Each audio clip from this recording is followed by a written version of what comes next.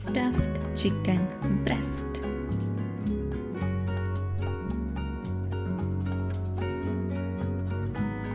ഇതിലേക്ക് കുറച്ച് salt add ചെയ്യാം. ദെൻ കുറച്ച് പെപ്പർ പൗഡർ ആഡ് ചെയ്യുന്നുണ്ട്, കുറച്ച് മുളക് പൊടി ആഡ് ചെയ്തു, കുറച്ച് മഞ്ഞൾപ്പൊടി, and last but not the least ഇത്തിരി മല്ലിപ്പൊടിയും കൂടെ ആഡ് ചെയ്യാം. ഇനി ഇതൊക്കെ വെച്ചൊന്ന് ചിക്കൻ ബ്രസ്റ്റ് നല്ല പോലെ മാരിനേറ്റ് ചെയ്തെടുക്കണം. നെക്സ്റ്റ് ചിക്കൻ ബ്രസ്റ്റ് ഒന്ന് കോട്ട് ചെയ്യാൻ വേണ്ടിയിട്ട് ഒരു ബേസൻ പൗഡർ ആഡ് ചെയ്യുന്നുണ്ട്.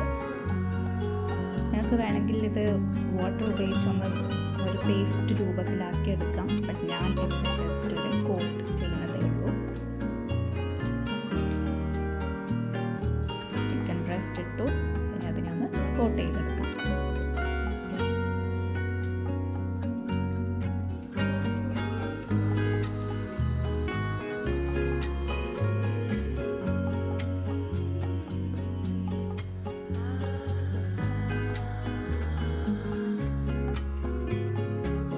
സ്റ്റഫിങ് ടൈമാണ്.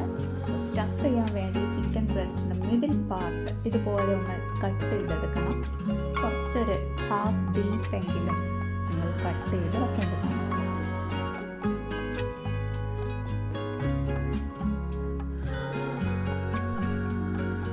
ഞാൻ വെജീസ് വെക്കാൻ നോക്കിയപ്പോൾ അത് അത്ര ഡീപ്പായിട്ടുണ്ടായിരുന്നില്ല.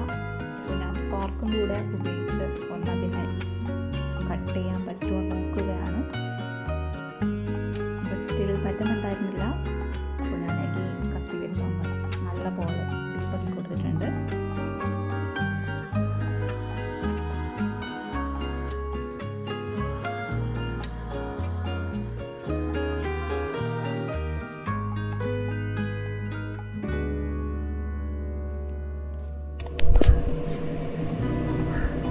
ഇതിലേക്ക് ഞാൻ സ്റ്റഫ് ചെയ്യാൻ യൂസ് ചെയ്തത് കുറച്ച് ലെമൺ ആൻഡ് കുറച്ച് ടൊമാറ്റോ ആണ്.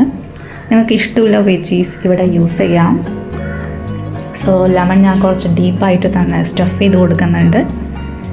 ദെൻ ടൊമാറ്റോ ആഡ് ചെയ്യുക. ആൻഡ് ദെൻ ഞാൻ യൂസ് ചെയ്യുന്നത് ജിഞ്ചർ പീസസ് ആണ്.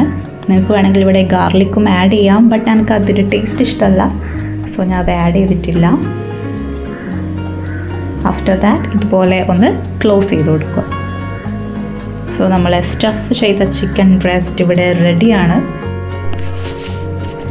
പാനിൽ വെച്ച് ചിക്കൻ ബ്രസ്റ്റ് ഒന്ന് കുക്ക് ചെയ്തെടുക്കണം.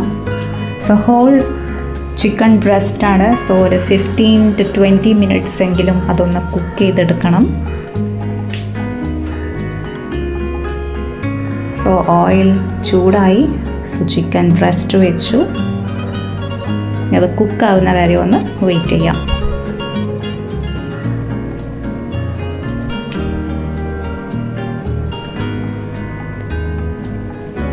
സോ സ്റ്റഫ്ഡ് ചിക്കൻ ബ്രസ്റ്റ് ഇവിടെ റെഡിയാണ്. സോ ഇത്രയേ ഉള്ളൂ. ഈസിയാണ് റെസിപ്പി.